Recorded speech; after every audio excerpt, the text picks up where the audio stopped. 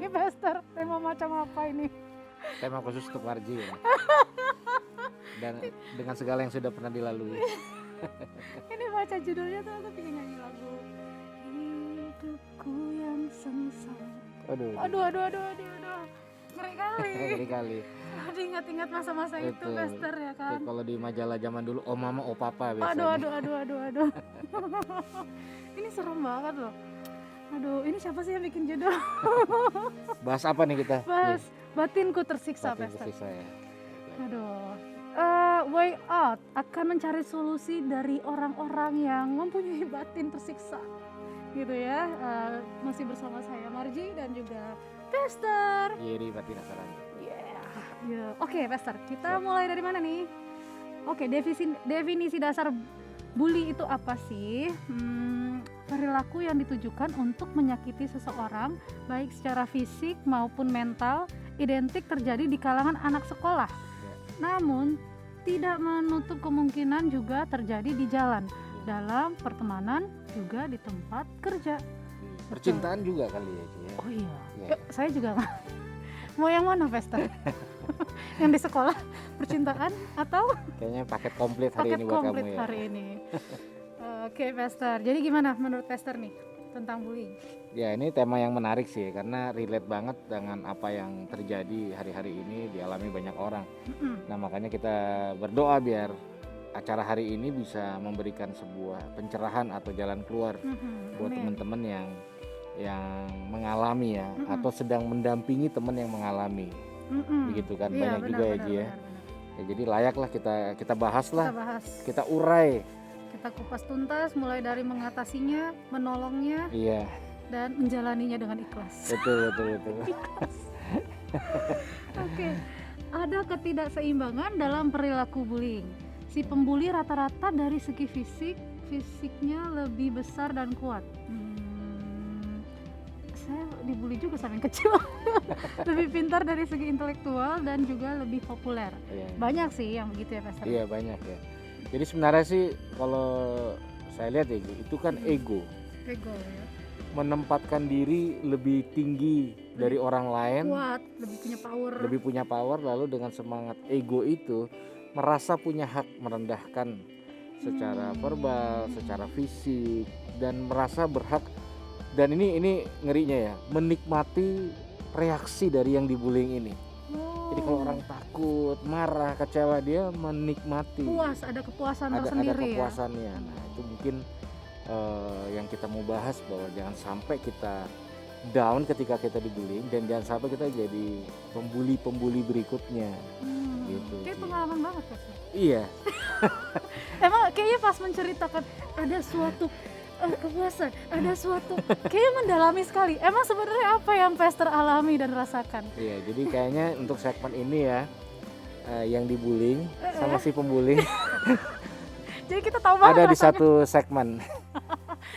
Ya, kalau saya pikir-pikir ya, kayaknya saya yang lebih banyak menyiksa sih. Saya banyak tersiksa, Pastor. Iya, Batinku tersiksa. kalau saya ego saya menyiksa orang lain gitu.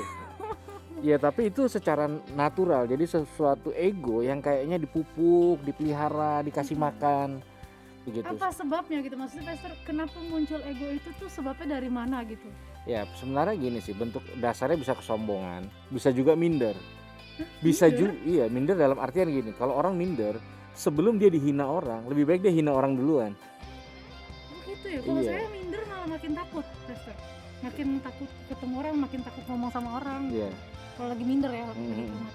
Jadi karena dia rasa dia bukan siapa-siapa, dia harus memaksa satu identitas lain yang sebenarnya mungkin bukan dia untuk ada di posisi orang hormatin, orang hargain. Topeng ya. Iya. Atau dia pernah ngalamin juga. Oh, cari kepuasan dari sini dia Iya, terbully, terus dia ngelampiasin ke sini Iya. gitu. Jadi sadar nggak sadar nih, orang yang dilukai cenderung melukai. Orang yang disakiti cenderung menyakiti. Sama juga kalau ketika orang dipulihkan, cenderung pasti memulihkan. Sama lah kayak dulu zaman sekolah senior-senioran gitu. Kalau gue dulu disikat sama kakak kelas, nanti tunggu gue punya adik kelas. Begitu aja sampai ayam tumbuh gigi, nggak akan ada selesai juntrungannya. Iya. Tapi aku bingung, Pastor. Kenapa bisa muncul ego itu ya, ego untuk membuli orang kok bisa muncul tuh? Itu menarik sih Ji. Tapi sebelum saya bahas kita minum dulu. Tegang ya Pastor? Iya. Silakan Biar Pastor. santai, Ayo. biar nggak terlalu tersiksa. Biar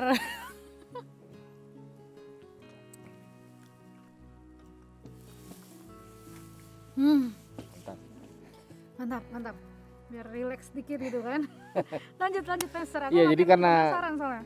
banyak hal sih ego itu, ya kan. Bisa jadi dia dulunya mengalami juga hal yang sama, Dibully juga. dibully juga gitu. Oke. Karena pada dasarnya orang yang dilukai itu cenderung melukai orang lain. Orang yang disakiti cenderung menyakiti orang lain, dan orang yang dibully biasanya cenderung membuli orang lain. Gitu ya. Iya, yang Tapi nggak semua kayak gitu. nggak kan? semua kayak Ada gitu. yang begitu ya. Kecenderungan kan. Kecenderungan. Lalu mungkin ego kesombongan ya. Jadi orang tuh suka, memang pada dasarnya orang suka meletakkan dirinya satu tingkat lebih dari yang lain. Lebih punya power, Lebih punya power, lebih, kuasa. sehingga dia ngerasa punya hak banget untuk merendahkan, membuli, menyakiti dengan segala cara. Jadi dia ngerasa dia punya hak, dan ini ngerinya Ji. Dia menikmati. Oh, Dia menikmati respon dari orang yang dibully itu. Ketakutannya, terus paniknya, lalu marahnya, lalu nggak stabilnya dalam hidupnya puas itu. ngeliat orang lain tersiksa gitu Iya. ya. Oke. Begitu. Lalu mungkin ini yang kurang. Saya berasa disiksa nih sekarang. Urat saraf syaraf. belum. saya- Terus mungkin ini juga pandangan satu sih, karena ada beberapa teman yang ngalamin minder. Minder. Jadi untuk Saya minder tapi nggak membuli Pastor. Nah, Dibully ya. ada yang jadi daripada dia dihina orang lain, direndahkan orang lain karena dia minder, ya dia lakukan itu dulu ke orang lain. Dia duluan gitu ya. Dia duluan gitu. membuli duluan Dan dia gitu ngerasa sebelum- nyaman banget ketika dia merendahkan orang lain. Itu adalah bentuk dia ngatasin rendah dirinya dia.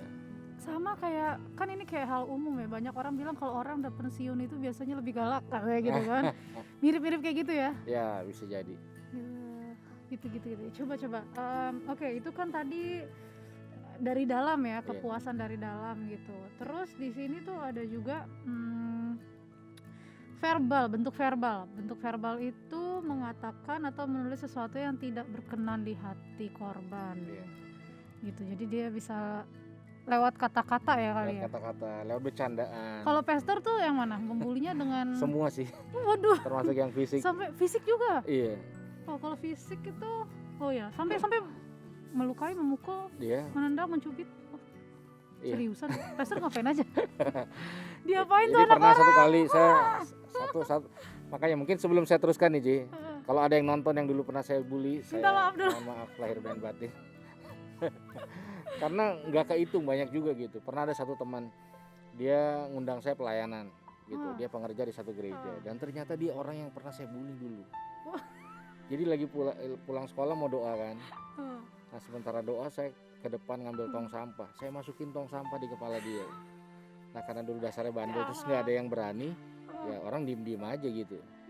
Gitu. Iya, makanya di situ waktu mau pelayanan saya bilang, wah sebelum saya melayani saya mesti mohon maaf dulu. Tapi itulah ego yang dipelihara, ego yang dikasih makan, ego yang dibiarkan gitu. Makanya kita perlu intervensi Tuhan untuk mengatasi ego di dalam batin kita ini gitu. Itu sampai ada juga kalau sosial itu kan mempermalukan depan orang umum. Itu sampai begitu juga. Sampai begitu juga.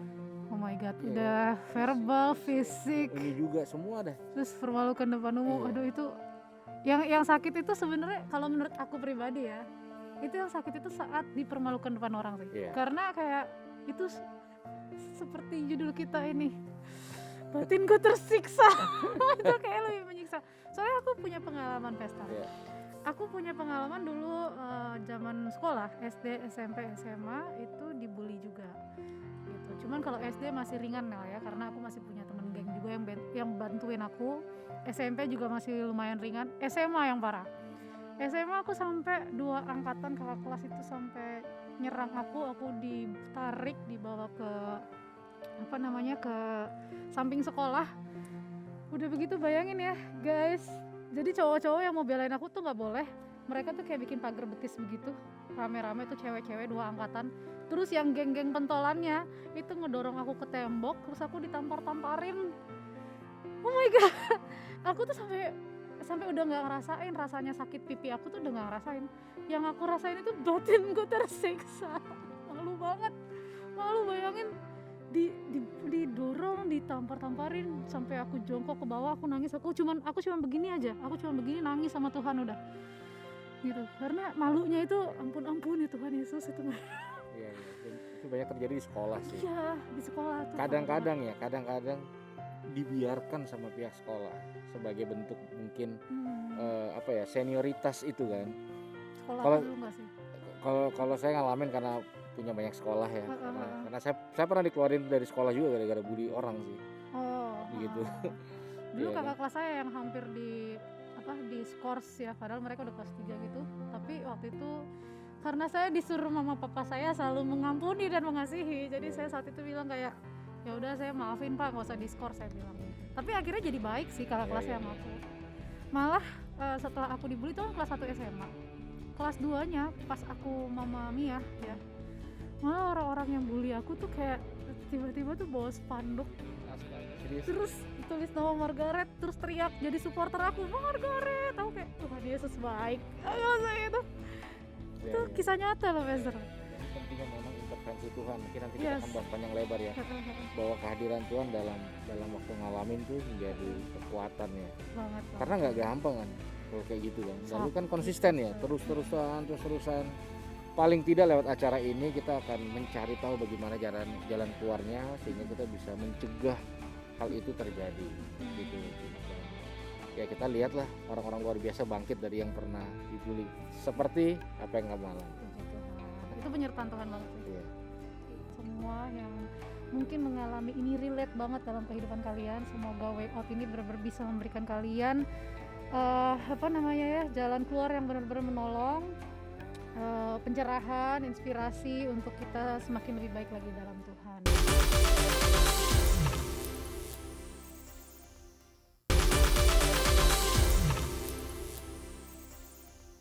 Ya, jadi gini, Jis, sebenarnya yang sangat penting kita bahas adalah dampak dari seseorang yang ngalamin bullying ini. Stres, Pastor. Iya, stres, lalu masalah lebih ke kejiwaannya. Saya dulu waktu dibully itu hampir mau bunuh diri, Pastor. Boleh ceritain nggak apa yang menyebabkan dari waktu terjadi lalu sampai kepikiran pengen bunuh diri? Stres banget karena malunya itu, terus kayak ngerasa kok gue hidup gini banget sih ya, kayak gue kok sendirian banget ya, ngerasa begitu, Pastor. Bahkan dulu aku di kamar sampai teriak, sujud sama Tuhan di lantai, teriak, Tuhan Yesus, aku bilang, Tuhan Yesus bilang Tuhan sayang sama aku gitu kan, Tuhan bilang Tuhan akan tolong aku, Tuhan akan selalu sama aku, tapi mana Tuhan, aku bilang gitu. Kenapa hidup aku kayak begini gitu? Aku udah coba jalanin hidup tuh yang lurus-lurus aja gitu, nggak aneh-aneh, nggak ngebalas perbuatan orang gitu. Tapi di mana pertolongan Tuhan? Aku bilang gitu. Sampai kan? Segitunya, Pastor. Aku sampai marah, sampai jadi menyalahkan Tuhan gitu kan, masih kayak nangis terus kayak Tuhan tolong gitu kan. Aku sakit gitu. Selama ini orang ngata-ngatain aku AT3, artis tidak tenar-tenar. Oh, apa sekarang ya? AT3, terus udah begitu kayak aku dari kecil tuh kayak harus kerja kan, bantu orang tua, tapi yang aku dapetin malah kayak apa ya, aku nggak bisa curhat sama keluargaku, mereka nggak tahu apa yang aku alamin di sekolah, terus aku jadi ketinggalan pelajaran gara-gara aku harus terus nyanyi juga gitu kan, terus aku jadi dibully, jadi bahan cengan teman-teman gitu, dan teman-teman yang mau bantu malah ikut dibully juga, aku jadi ngerasa sendiri banget. Makanya di situ aku kayak ngerasa sempet di tangan aku tuh udah megang silet. Sempet aku udah megang, udah begini tuh, anakku gak kuat gitu kan. Putus asa, stres banget. Tapi gak tahu kenapa kayak Tuhan saat itu nolong gitu, kayak tiba-tiba teman aku, sahabat aku telepon aku, terus kakakku buka pintu kamar masuk, aku langsung gercep dong ketakutan. Jadi itu kayak aku yakin tuh Roh Kudus yang nolong sih. Jadi aku gak jadi mati deh guys. Nggak, tapi memang maksudnya gini, kalau itu tidak diatasi, maka itu akan merongrong kita punya kejiwaan, sampai akhirnya ada dalam sebuah fase depresi yang deep gitu, yang dark gitu kan. Itu membuat kamu jadi sulit berinteraksi dengan orang lain nggak sih? Banget ya. Takut, aku sampai-sampai aku penyanyi, Pastor. Aku sampai-sampai mau ngasih kunci nada sama pemusik aja, itu bukan aku, itu mamaku. karena aku nggak berani, aku takut buat ngomong sampai segitunya dulu. Oke, berarti sampai juga ke takut ngambil keputusan-keputusan yang harusnya ya ampun biasa aja tinggal ngambil keputusan, itu pun sampai berpengaruh ke situ ya. Banget. Aku sampai sebelum mamaku meninggal, papaku meninggal, aku selalu minta keputusan dari mama bapakku. Bahkan waktu aku dibully sama mantan, aku pernah dibully juga sama cowok ya. Udah kekerasan juga, kekerasan verbal dan fisik. Aku nggak berani mutusin. Putusnya itu gara-gara ketahuan sama mama yang suruh putus. Segitunya aku nggak berani, Pastor. Bener-bener. Jadi kayak ada dalam satu link. Aku sampai berobat ke psikiater, gitu? dokter syaraf. Aku pingsan di opnam sampai 4 hari. Oh iya? Konsumsi obat penenang selama 1 tahun. Oh iya? Aku ceritanya ini masih. Iya. Jadi gimana ya, Pastor, supaya teman-teman semua tuh tidak ngalamin separah aku gitu. Jalan keluarnya supaya mereka bisa mengontrol perasaan mereka supaya nggak fatal sampai bunuh diri bahkan depresi. Ya mudah-mudahan ini bisa mensupport banyak teman-teman yang lagi ngalamin juga ya. Jadi memang intervensi Tuhan ketika hati ini terluka, hati ini dilukai dengan sengaja gitu. Nah kita nggak bisa mengatasi atau mengobati luka itu dengan sendirinya kita gitu. Orang terluka biasanya kayak orang kepepet gitu, apa aja di depannya ya dia ambil lah untuk menyembuhkan luka ini. Jalan keluar yang yang singkat gitu yang singkat atau apa aja yang ditawarin biasanya kita ambil gitu. Nah ketika kita mengenal kasih dan cinta Tuhan, sebenarnya itu membalut, mengcover setiap kita punya luka, dan itu menyembuhkan bukan karena orangnya berhenti membuli, bukan karena orangnya baik, tapi karena perlakuan Tuhan yang baik. Kenapa Tuhan memperlakukan kita dengan baik? Supaya kita kuat kalau orang perlakukan kita kayak sampah begitu. Makanya ketika kita memutuskan hidup berdasarkan apa yang Tuhan lakukan sama kita, bukan berdasarkan apa yang orang lakukan sama kita, disitulah titik awal sebuah perubahan dan disitulah titik awal sejarah masa depan tercipta. Nah perjalanan kita harusnya berdasarkan apa yang Tuhan lakukan sama kita. Kalau enggak Ji, kayak film-film kungfu zaman dulu gitu. Satu keluarga bahagia, datang perampok, anak bungsunya ngumpet di lemari, satu keluarga dibunuh. 2 jam film isinya cuma bagaimana si anak nanti gede balas dendam, filmnya selesai.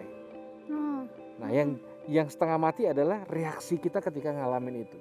Nah Tuhan itu memberikan sebuah pancaran cinta supaya mau orang melukai kita dengan level yang jauh lebih tinggi pun, reaksi kita bukan berdasarkan reaksi orang itu, reaksi Tuhan sama kita. Makanya dengan clear dan jelas dikatakan, kalau kamu ditampar pipi kanan, kasih pipi kiri. Kenapa? Karena reaksi bukan berdasarkan si penampar, tapi si pencinta yang sudah mengorbankan darah dan tubuhnya untuk menebus bukan cuma dosa, tapi semua perasaan yang gak enak dalam hidup kita. Sehingga di dalam batin kita nyata yang namanya perasaan Kristus. Disitulah seseorang bisa merdeka dan si pembuli tetap gigit jari aja karena tidak berubah. Dan mungkin itu yang kamu alami hari ini karena kamu kenal Tuhan. Reaksi Tuhan membuat kamu gak perlu pusing dengan reaksi orang, netizen atau siapapun. Dan itu kita gunakan secara kontinu.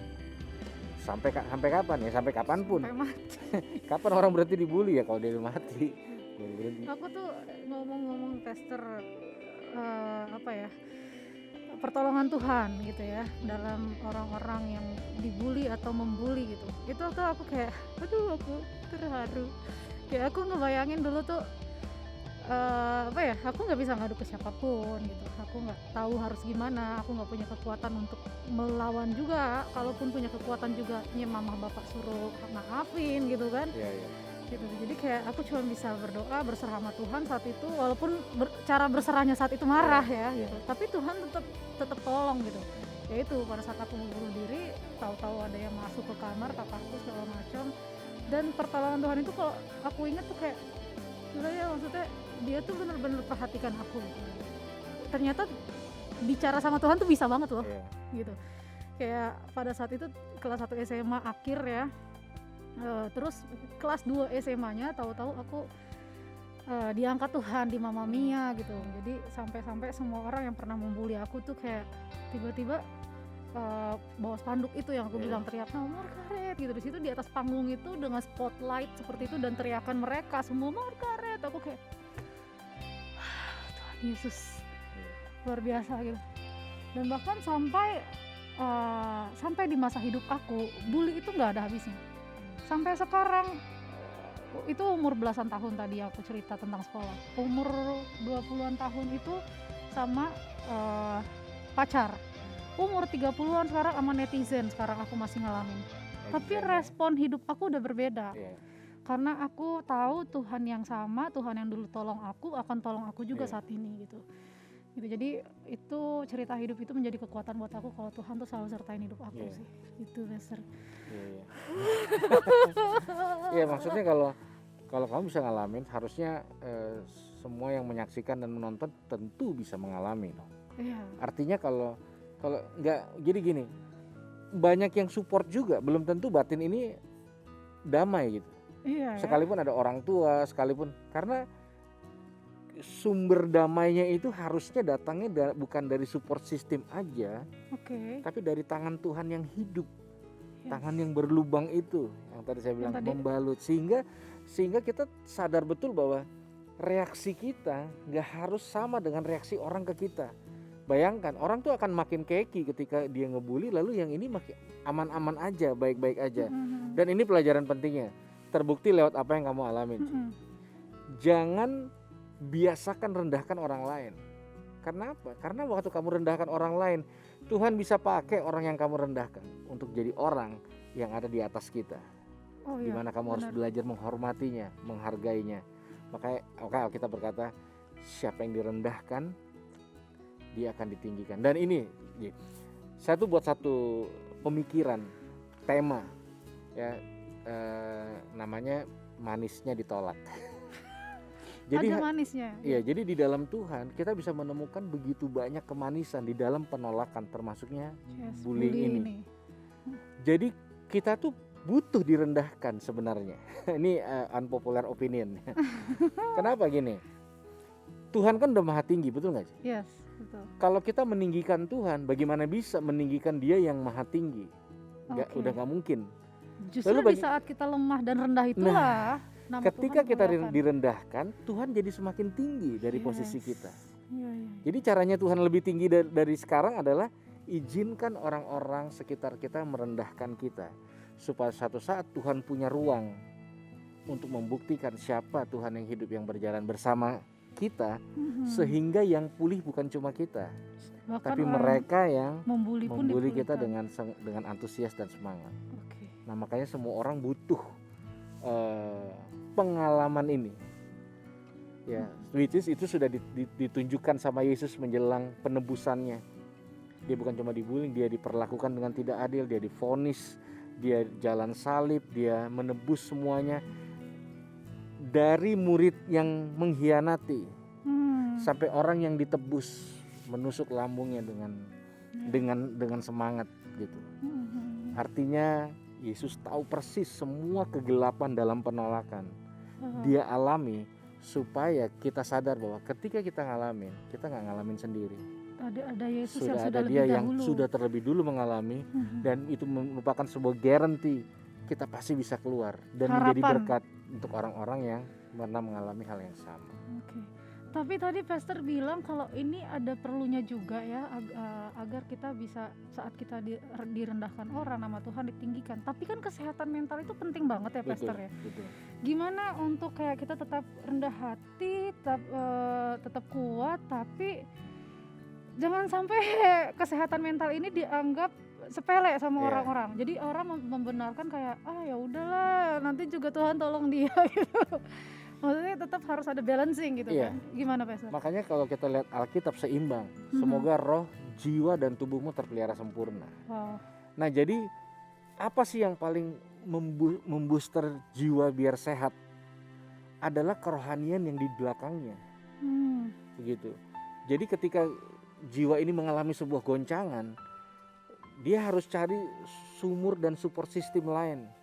Nah, kerohanian itu menolong. Makanya banyak orang yang gagal meresponi dengan baik, akhirnya rohaninya 10, kejiwaannya 3 gitu. Berdoa jago dan lama tapi ngampunin saudara sendiri enggak gitu. Kepahitan. Kepahitan. Makanya kita perlu izinkan intervensi kedaulatan Tuhan itu di roh kita, sehingga lewat kerohanian itu menolong kita punya kejiwaan intelektual, pikiran kita, perasaan kita, kehendak kita terkontrol. Jadi jiwa sehat juga ya, Iya. bukan cuma rohaninya aja yang sehat. Betul. Oke. Nah makanya menurut saya ketika kita kan jaga kesehatan mental sekarang mahal. Iya betul. Ya gila guys, makin seru, makin penasaran, dan aku masih penasaran banget sama ini. Kita lanjutin lagi dan saksikan terus Way Out.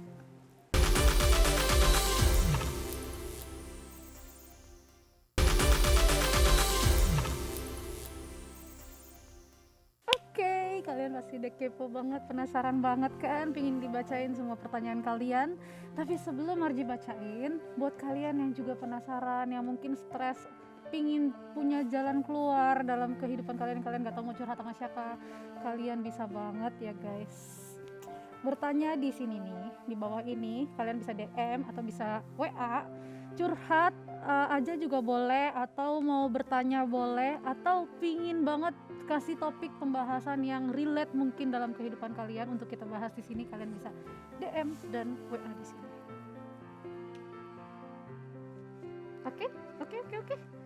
Oke, kalau sudah, kita akan baca pertanyaan pertama, Pastor. Baik. Shalom Kak, aku adalah korban bullying di sekolah aku. Aku gak pernah bisa melawan sampai akhirnya kita semua lulus dan bullying itu baru berhenti. 2 tahun udah berlalu, tapi aku masih belum bisa ngelupain semua kejadian itu. Mirip, tapi saya udah memaafkan sih. Setiap hari aku cuma bisa berdoa untuk bisa memaafkan mereka, tapi ingatan dan rasa pahit itu terus balik lagi. Sekarang aku udah gak tahu lagi sebaiknya apa yang harus aku lakukan supaya aku bisa benar-benar maafin mereka. Terima kasih Kak. GBU. Menarik nih. Ya, banyak orang mengalami ketika sudah memaafkan, hatinya belum damai, dan itu Pahit. bisa terjadi bertahun-tahun. Nah, Bisa banget. ini saya belajar sesuatu nih, Ci, yang menarik. Jadi ternyata Tuhan itu menyembuhkan luka, kadang-kadang dengan luka. Oke, pelan-pelan ya. Agak Pelan-pelan nih agak teman-teman. bingung otak saya. Jadi gini, kan gini, ada 2 jenis luka, Aha, luka luar, luka dalam. oke. Kalau luka luar kelihatan lah, Kelihatan. bisul, panu, kelihatan. Tapi kalau luka dalam, luarnya oke, tapi dalamnya enggak. Ya itu kepahitan tadi. Iya kan? Aha. Dan kalau tidak diatasi, ya kayak cancer, kayak apapun, sifatnya di dalam. Nah, gimana cara nyembuhin luka yang di dalam? Kan dioperasi. Operasi itu gimana? Buka luka baru kan? Dilukain, iya. Nah banyak orang nggak mengerti cara Tuhan yang model seperti ini. Saya dulu punya trauma, Aha. adalah ngomong depan banyak orang. Wah itu udah Markus Lukas hilang dari kepala nih. Udah paling anti, paling nggak bisa ngomong depan banyak orang. Oh. Pokoknya udah traumanya tuh nggak habis-habis. Mhm. Nah kenal Tuhan dong. Mhm. Nah setelah kenal Tuhan saya berdoa dan berdebat dengan Tuhan. Berdebat Oh, gitu kan. berdebat loh. Perdebatannya adalah apapun yang terjadi, saya tidak akan pernah mau ngomong depan banyak orang. Waduh. Karena saya masih malu. Udah kenal Tuhan, saya masih malu. Mhm. Gitu. Nah, suatu ketika dapat kesempatan perdana kesaksian Mhm. di satu ibadah. Mhm. Kesaksian kan ngomongnya di depan bukan di belakang. Mhm. Dan mau nggak mau kan, Alkitab bilang kita saksi. Nah itulah masa yang sangat-sangat stres. Aduh, mesti ngomong depan banyak orang. Itu udah nggak kehitung banyak hamba Tuhan yang dimintain untuk doain. Mhm. Nah, tibalah hari H. Pasti sering diundang kesaksian dong. Iya. Biasanya kan sebelum firman. Betul. Nyanyi dulu dan kita udah tahu nih deg-degan. Nah, saking tegangnya ngomong depan banyak orang, ini mesti doa di tempat yang private lah. Mhm. Di mana ya, di WC lah, di mana lagi. Lari masuk WC, tutup, berdoa, berlutut. Mhm. Nggak, tiba-tiba ada satu cewek masuk WC. Hah? Wah, dalam artian waduh ini ganggu konsentrasi nih, pakai ada yang salah masuk lagi. Terus ada cewek lagi masuk 2. Ternyata salah masuk WC. Orang kalau udah panik, tanda di kamar mandi aja dia udah ngeblank. Saking paniknya. Lalu pertanyaan saya gini, kenapa sih Tuhan sengaja nunjukin rasa yang sama lagi kayak yang dulu? Pertanyaan ini kan gitu, udah 2 tahun kenapa masih rasa lagi? Malu itu ya. Iya. Dan akhirnya apa? Ketika pas waktunya nih, begitu maju, begitu pegang mic, pulih sampai hari ini. Karena udah malu di WC perempuan tadi. Bukan. Karena gini, Jadi kayak dia buat seperti satu trauma baru, Aha. tapi yang berikutnya Tuhan bilang gini, yang berikutnya kamu sama saya. Wow. Akhirnya pulih. Aha. Jadi kita bukan jadi orang yang lari-lari dari masalah, menghindar. Karena bully itu akan terus ada Iya. dimanapun. Maka ada Itu orang-orang juga. yang seperti mengalami hal yang sama, ketakutan yang sama, tapi bersama Tuhan. Tapi udah sama Tuhan. Jalanin aja, begitu dia berjalan bersama Tuhan, pulih, Yes, betul. sempurna. Betul. Gak ada lagi perasaan-perasaan takut ngomong depan banyak orang, saya aman. Iya. Karena itu yang saya bilang, kadang-kadang dia menyembuhkan luka dengan luka. Betul, setuju Pastor. Kalau dari cerita aku bully itu belasan tahun udah dibully, terus 20-an juga dibully, 30-an dibully. Tapi pas belasan tahun itu aku sampai mau bunuh diri kan. Terus 20-an tahun aku sampai depresi, konsumsi obat penenang. 30-an tahun ini aku lebih positif nyikapinnya Pastor. Kayak lebih apa ya? Kalau misalkan itu aku filter. Kalau misalkan ada bully segala macam aku filter, terus habis itu aku tinggal cari kegiatan positif gitu. Bangun pagi udah kayak happy aja, bersyukur, udah lewat sini ternyata, udah ngelewatin ini ternyata, ternyata udah bisa begini gitu Pastor. Jadi ya itu, lebih bersama Tuhan. Iya. Bukan yang nggak sakit hati dibully, tetap namanya kita kalau dikatain orang tetap ada sakit gitu. Cuman lebih cepat pulih, lebih cepat maafin, lebih bisa ngontrol diri kalau kita sama Tuhan ya Pastor. Iya. Dan bahkan kadang-kadang luka-luka itu Pastor menjadi spirit kita buat bersaksi. Iya. Jadi cerita indah gitu buat orang kalau pertolongan Tuhan dalam hidup kita tuh luar biasa gitu. Oke Pastor, Menarik. masuk ke pertanyaan kedua. Shalom Kak, saya dulu adalah seorang pembuli. Oke nih pas. Dan sekarang saya sudah berubah. Saya berusaha memperbaiki kesalahan saya di masa lalu dengan berbaikan dengan korban bullying saya dulu. Saya sudah berusaha mendekati dia, tapi sepertinya dia tidak akan bisa memaafkan saya. Hal ini membuat saya down dan stuck. Mohon pencerahannya, apa yang sebaiknya saya lakukan agar bisa berdamai dengan masa lalu saya, dan apa yang harus saya lakukan pada korban bullying saya. Terima kasih. Ya. Silakan ceritakan pengalamannya, Pastor. Ya, ini cukup relate ke saya. Iya. Jadi dulu yang saya bully bukan cuma teman sekolah, termasuk beberapa guru. Wow. Iya, jadi pernah satu kali ketemu satu guru di mall. Lalu udah lama sekian itu, lalu saya tegur dia, selamat sore Bu. Lalu dia bilang saya, apa kamu sore-sore? Terus dia pergi, masih sakit hati ternyata. Sakit hati. Iya, jadi lakukanlah bagian kita, biar Tuhan lakukan bagian Tuhan gitu.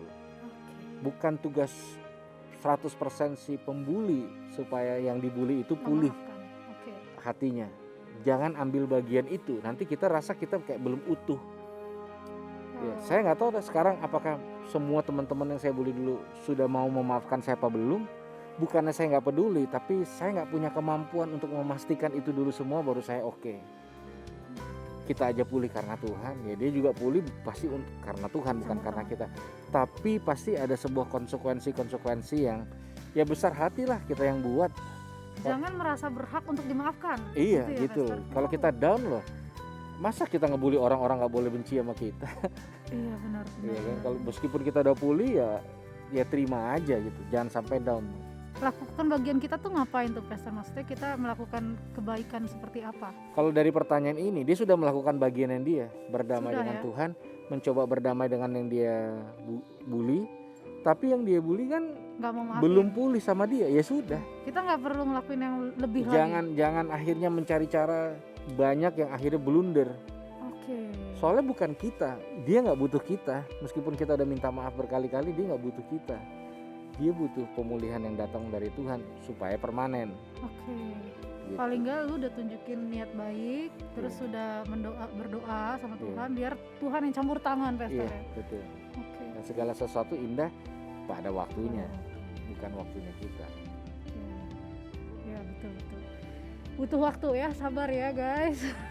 Yang penting selalu doakan semoga dia juga dipulihkan oleh Tuhan. Pertanyaan berikutnya yang ketiga, salam kasih dan sejahtera Kak. Aku mau tanya, sebagai korban bully, bagaimana cara kita tetap mengasihi orang yang membuli kita?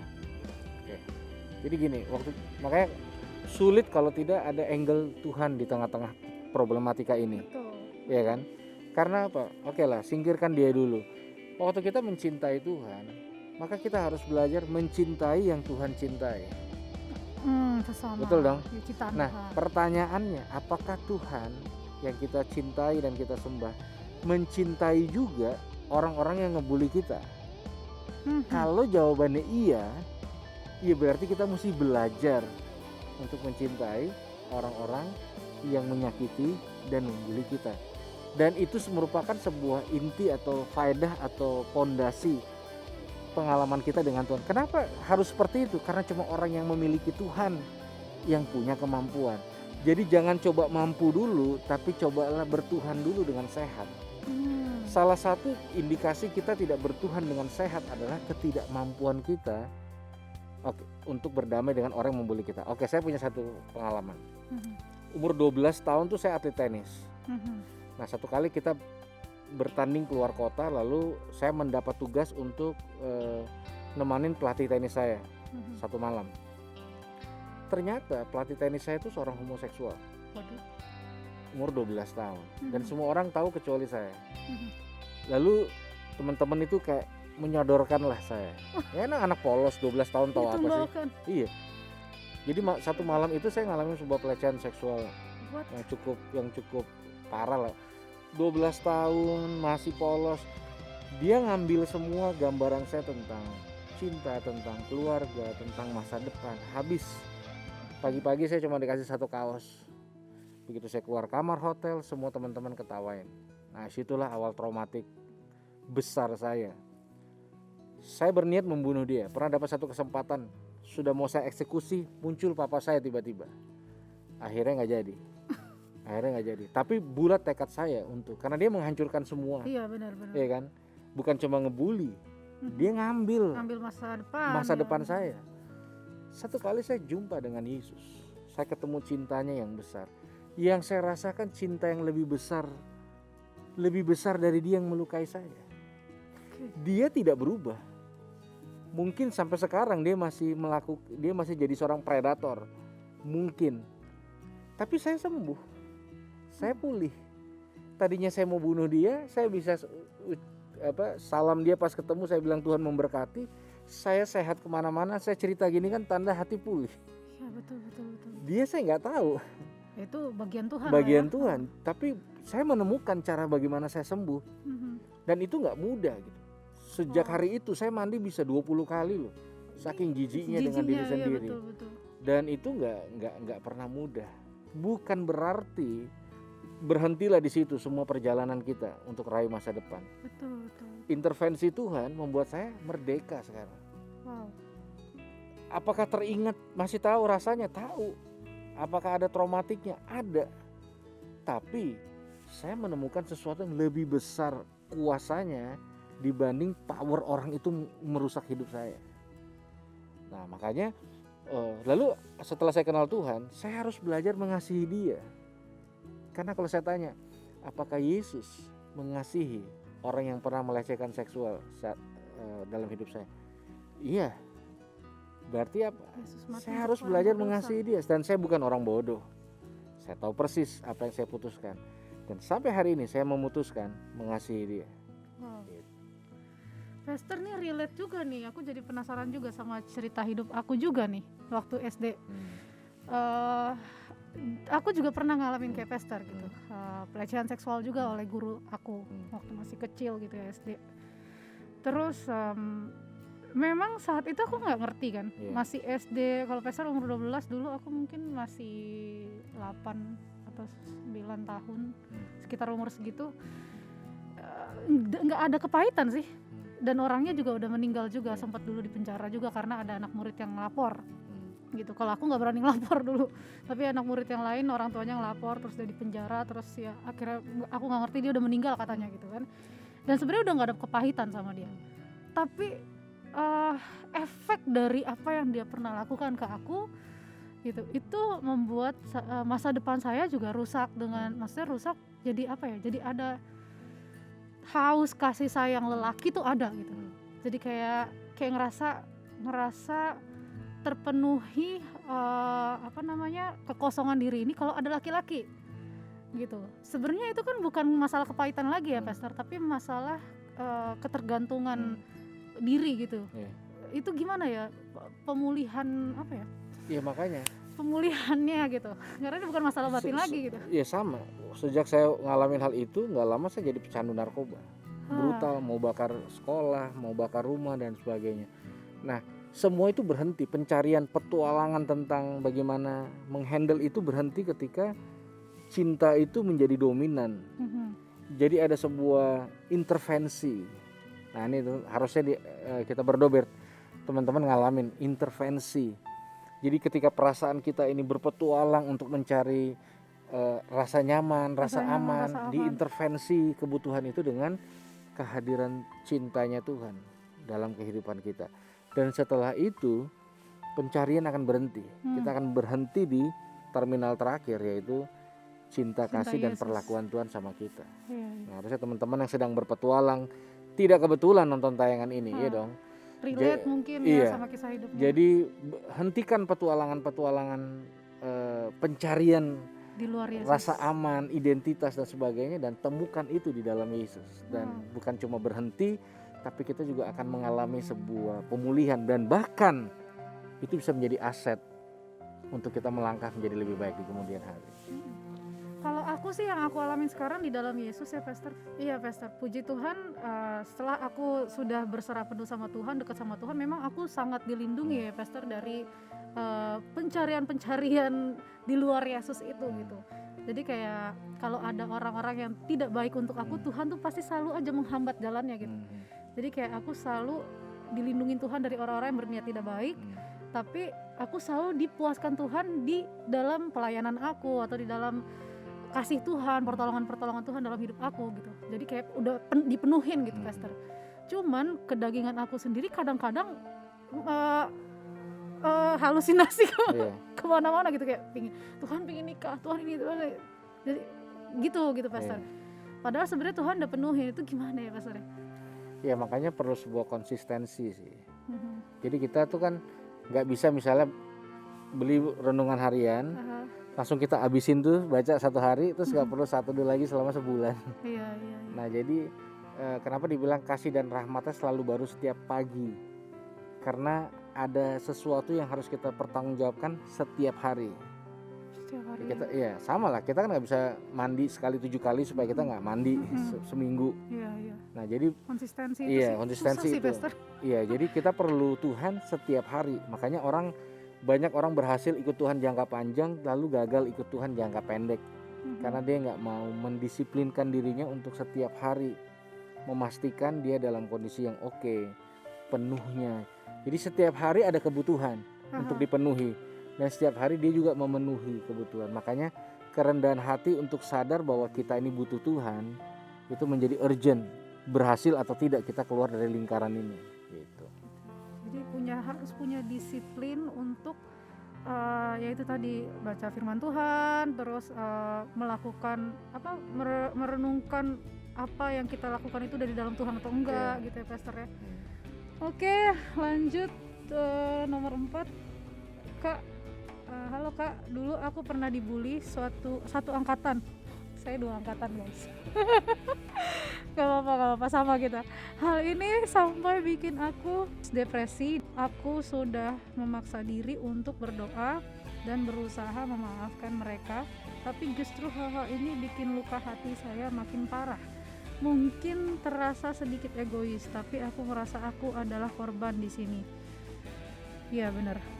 Kenapa harus aku juga yang menanggung penderitaan untuk memaafkan mereka? Tapi di sisi lain aku ingin berkenan sebagai manusia yang layak untuk Tuhan juga. Terima kasih Kak, Tuhan Yesus memberkati. Oke, ini menarik sih. Jadi gini, memaafkan, mengampuni bukan tugas utama atau tujuan utama orang yang mengalami bullying. Makanya kadang bener sih dia bilang, dia yang ngelukain, kenapa saya jadi harus susah ketika saya belum bisa. Kalau menurut saya kalau ada yang ngalamin kayak gini ya nggak apa-apa juga, belum bisa ngampuni nggak apa-apa juga. Lalu apa sih hal sederhana yang bisa dilakukan? Pindah fokus. Karena ada hukum fokus gini Ji, apa yang kita perhatikan akan semakin besar, yang tidak kita perhatikan semakin kecil. Jadi pindahlah fokus dari problematika ini Lalu pindahlah fokus ke Tuhan. Carilah Tuhan, carilah kehendaknya tanpa harus pusing. Bisa nggak ya ngampunin ya? Kok belum bisa ya? Jangan Kok fokus belum sama bisa ya? masalahnya. Iya. Fokus sama si Iya, penolongnya. sama si penolongnya aja. Hmm. Jadi kalau ada yang nonton ini ya, saya mendorong juga lingkungannya, orang tua, keluarga, jangan dipush supaya orang tuh bisa ngampuni. Maafin. Oh iya. Ya kalau belum bisa ya sudah, nggak apa-apa juga. Biar itu proses. Kalau gitu nggak ya. nanti dalam punya problem baru gitu loh. Saya udah dilukai, ketika saya nggak bisa ngampunin, saya punya masalah baru. Kasian Kecewa pada banget. satu orang juga nggak minta maaf. Iya, sedangkan saya aja ngalamin nggak semudah itu, ya kan? Fokusnya kayak yang tadi Pastor cerita ya, kalau Iya. Tuhan Yesus sudah mengasihi kita dahulu, ya Iya. kita fokus aja dulu sama si pemberi kasih ini gitu. Iya, ya. Nanti betul. lama-lama juga badan kita kayak refleks untuk kayak, Tuhan aja udah maafin gue, Iya, Tuhan nanti aja udah dengan mengasihi gue. ini sendiri, reposisi sendiri, secara otomatis gitu. Jadi nggak apa-apa, belum bisa ngampunin, ya nggak apa-apa kalau buat saya sih.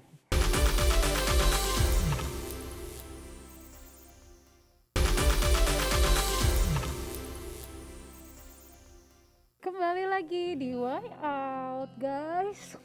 Kita masuk lagi ke pertanyaan-pertanyaan. Semoga kita bisa menjawab pertanyaan-pertanyaan kalian dan mencarikan jalan keluarnya. Hehe. Kayak keren banget ya acara ini. Masuk ke nomor 5 ini relate sih Pastor sama yang tadi Pastor bilang tentang jangan dipaksa temennya atau keluarganya untuk memaafkan. Jadi dia bertanya gini, Shalom Kak, aku mau tanya bagaimana cara kita membantu teman kita yang punya histori korban bully untuk bisa keluar dari pikiran-pikiran buruknya. Negative thinking. Selama ini aku udah berusaha jadi pendengar yang baik buat dia. Tapi setahun berjalan kayaknya dia masih dengan pikiran destruktifnya yang sama. Apa kakak ada saran buat aku dan sahabat aku? Terima kasih Kak. Oke, ini menarik nih. Pas ya. Iya. Waktu kita mendampingi seseorang yang mengalami hal yang sama. Jadi gini, jangan pernah berekspektasi bahwa apa yang dialami teman-teman kita ini akan cepat dan mudah. Sudah 1 tahun itu adalah hitungannya dia sendiri. Pertanyaan saya, kalau misalnya 10 tahun dan tidak berubah, apakah kita masih mau mendampingi apa tidak? Jadi itu akan kembali ke kitanya, gitu. Ya semua orang pasti senang ya kalau kayak dulu film kartun angkatan saya sih Power Ranger, ada doa Power Ranger. Doa Power Ranger tuh gini, Tuhan tolong temanku ini, dan tiba-tiba jam 12 malam temennya bangun dari tempat tidur dan saatnya berubah. Besok pagi berubah, minggu depan kesaksian di gereja. Bisa, tapi sadarilah bahwa selalu membutuhkan waktu yang panjang dan proses dan itu akan dikembalikan ke kita. Misalnya 5 tahun lagi, kan dia ngomong setahun, 5 tahun lagi baru pikirannya berkurang sedikit negatifnya. Apakah kita masih mau jadi sahabat dia atau tidak? Itu akan dikembalikan akhirnya ke kita. Jadi saran saya adalah ya bertahan aja. Sampai kapan? Sampai waktunya Tuhan. Andai kata misalnya 12 tahun baru berubah, ya sudah. Even kita mungkin capek dengernya cerita itu lagi gitu Iya, Pastor ya. Betul. Oke, ya itu pahalamu nak di surga. Sabar, sing sabar toh. Nomor 6. Salam kasih Kak. Aku sering banget dengar teman-teman aku bilang gini, gue tetap mau temenan sama dia karena gue percaya gue bisa ubah mereka. Pertanyaannya, apakah kita boleh mempertahankan toxic relationship dengan teman-teman kita atas dasar kasih dan percaya? Ya, pertanyaan saya adalah siapa Anda pede banget berkata saya bisa berubah? Karena ya kita perlu rendah hati lah. Orang berubah tuh karena Tuhan lewat kita. Iya. Begitu kan. Nah, gini, di dalam Alkitab dikatakan gini, kita yang kuat wajib membantu yang lemah sambil menjaga diri sendiri supaya jangan jatuh dalam pencobaan. Ketika batas toksik itu sudah mulai membuat kita tidak tidak aman, kita tidak nyaman, lalu mulai berpengaruh ke hal-hal yang negatif ke kita, itulah waktunya kita cut. Setuju. Cut loh, jangan ragu. Setuju. Aku pernah punya pengalaman nih Pastor, mengalami bully di toxic relationship sama mantan. Ya kan, jadi dia udah nggak sehat lah, udah membuli secara verbal bahkan juga secara fisik gitu ya, sampai aku pernah ditampar gitu. Jadi kayak saya berharap setahun pacaran dia berubah, tidak bisa berubah. 2 tahun pacaran saya pikir kalau saya mengasihi dengan kasih Kristus dia akan berubah. 3 tahun pacaran bukan dia yang berubah tapi saya yang berubah, Pastor. Saya yang tadinya minderan, takut bicara sama orang, sejak pacaran sama dia saya jadi galak. Saya periksa ke psikiater, saya bertanya, dokter saya kenapa berubah? Saya tadinya orang yang penakut, sekarang kenapa saya jadi galak? Mama saya marah, saya bisa marahin balik. Saya bingung kan, itu berarti udah jadi toksik dalam hidup saya, udah saya jadi terpengaruh gitu kan, Pastor. Sampai akhirnya saat itu ya saya berdoa sama Tuhan karena saya tahu itu salah, saya berubah jadi kurang baik, akhirnya ya jalan Tuhan saya dipisahkan. Tapi Pastor, kebanyakan orang itu kan puji Tuhan karena ada tindak lanjut dari mama saya dan juga pertolongan Tuhan gitu ya.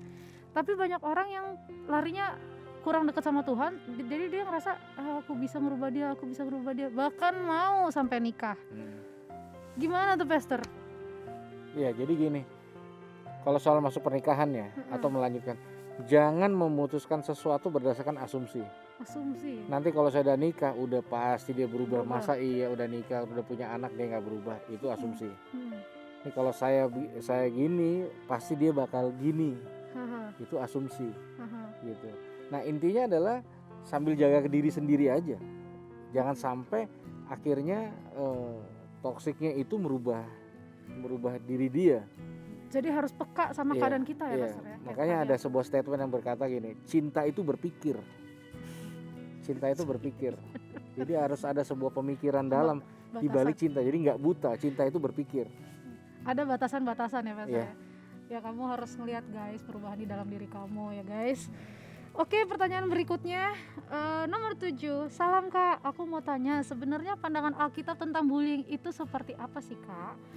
Secara spesifik, apakah melontarkan kata kasar untuk bercandaan termasuk bullying di saat lawan bicara kita tahu bahwa kita hanya bercanda? Iya. Bercanda buat lu guys. Iya, jadi ada dua sih ya.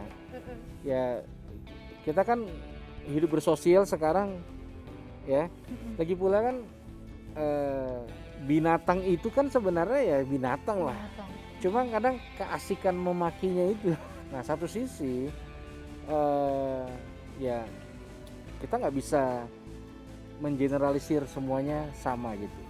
Tapi ya kalau yang cerita di Alkitab yang paling menyolok adalah ketika Goliat membuli bangsa Israel. Karena bully satu orang berhasil membuli. Ya. Lalu muncullah Daud. Daud juga dibully juga, waktu bawa tongkat. disepelein. Dia bilang gini, emang gua anjingkah aku sampai kamu datang bawa tongkat. Nah jadi bahwasanya pertama kita jangan general. Kedua sebenarnya yang paling Alkitab ajarkan adalah kita jadi orang yang nggak gampang tersinggung dan nggak gampang baper. Karena lingkungan nggak mungkin bisa kita rubah. Gitu ya. Iya. Jadinya orang kenal Tuhan harusnya dia punya kemampuan tersinggung itu rendah. Kemampuan untuk tidak tersinggung itu tinggi. Makanya ketika dia tersinggung, lagi pula gini, tersinggung adalah ketika kita mengambil itu, kita memutuskan untuk tersinggung. Gitu. Jadi Tuhan memampukan kita untuk ketika kita dipanggil dengan nama orang tua, nama bapak kita dipanggil dengan nama binatang, kebun sayur, tiang listrik, apapun lah. Kita kalau kita mengambil itu jadi tersinggung ya kita tersinggung. Nah kehidupan kita dengan Tuhan memampukan kita untuk tidak mengambil itu menjadi sesuatu yang menyinggung sehingga kita menjadi tidak nyaman. Jangan lakukan, tapi kalau orang lakukan sama kita jangan baper. Tapi Pastor, banyak orang-orang pembuli yang berlindung di kata baper loh Pastor. Lu baper lo gitu aja, padahal sebenarnya mungkin dia lagi tidak baik-baik saja dalam kehidupannya gitu. Gimana tuh Pastor? Karena kan hidup ini kan harus balance juga gitu ya Pastor. Gimana? Ya, ketika itu udah membuat kita nyaman, ya itu yang saya bilang di awal, kita berhak nggak dengar ngomongan dia, menghentikan pembicaraan dan juga men-stop. Karena batasan ketersinggungan orang beda-beda. Saya kalau udah ajak orang ngajak bicara, udah mulai saya nggak nyaman nih kalau saya terusin 15 menit nih pasti pecah nih. Jadi apa yang terjadi? Jadi kita harus tahu sendiri diri kita batas sampai mana. Kan sekarang gini, lu Kristen ya, Yuk kita debat yuk. Oke. Mana ayatnya yang bilang Yesus Tuhan dan sembah aku? Nah, itu kan populernya di situ. Nah kadang dalam debat-debat seperti itu yang saya lakukan adalah mau debat, oke, gini, udah lu yang menang ya, oke, gue mau pulang. Kalau udah Bye. kelewatan gitu Iya. ya. Oke. Kadang maksudnya debat juga nggak menghasilkan apa-apa kok. Betul. Itu cuma perang ego aja. Iya benar-benar. Kadang kita udah menjelaskan sejelas-jelasnya, yang dipertanyakan kita itu tetap Iya. serangan aja gitu Iya. kan. Pada umumnya kan itu cuma terjadi bully-bulian aja. Mm-mm. Tuhannya 3. Mm-mm. Ini gini. Intinya cuma ini, itu ini, jadinya cuma. gitu kan. Jadi intinya jadi yang dari tadi Pastor bilang, kita itu punya batasan-batasan, kita tahu diri kita sampai mana, ya kontrol gitu ya Iya. Pastor ya. Selebihnya kita tetap harus andalkan Tuhan Iya. untuk bagi si pembuli maupun yang membuli Iya. gitu ya Pastor ya. Jadi menurut Pastor kesimpulannya dari ini semua gimana Pastor? Iya, jadi kita mesti yang kita fokuskan adalah membangun diri kita dengan Tuhan. Mhm. Bangun Itu dulu yang filternya. utama. Iya. Dan jangan sibuk mengubah banyak orang supaya tidak memperlakukan hal negatif sama kita. Karena mental semua orang beda-beda, karakter orang beda-beda. Iya. Jadi biarkan aja orang begitu, tapi urusan kita sama Tuhan harus oke, Mhm. sehingga apapun yang masuk negatif terfilter Terfilter. lewat hubungan kita dengan Tuhan. Itu dari sisi kerohaniannya, dari Iya. sisi perilaku mental kita harus gimana Pastor? Selektif sih, Selektif selektif tadi ya. sih. Jadi bilang eksklusif ya nggak apa-apa lah, daripada kita tiba-tiba marah-marah sendiri, emosi sendiri nggak jelas. Pilih-pilih inner circle itu Iya. penting juga. Bener. Oke, guys, jadi semakin seru, semakin panas. Kalian buat yang penasaran sama jawaban-jawaban yang luar biasa dari Pastor Yeri Iya. dan juga pengalaman hidup dari Marji. Karena kita punya banyak cerita ya Pastor yang mungkin kita bisa bagikan gitu. Wow, tema hari ini bener-bener relate banget dalam kehidupan sehari-hari banyak orang, termasuk kita ya Pastor ya. Semoga ini sangat memberkati buat teman-teman, karena Marji sendiri sangat terberkati. Pastor sendiri Luar biasa. ya. Semoga acara ini bisa terus menjadi berkat buat teman-teman semuanya, dan teman-teman yang mungkin juga punya pertanyaan-pertanyaan, bahkan punya request untuk tema kita di segmen berikutnya, di episode berikutnya itu apa, kalian bisa banget DM dan juga WhatsApp kan nomor di bawah ini. Oke guys, sekian acara kita hari ini. Way Out, jangan lupa saksikan terus Way Out di episode berikutnya bersama saya Margi dan juga Pastor. Jadi batin nasional. God bless you.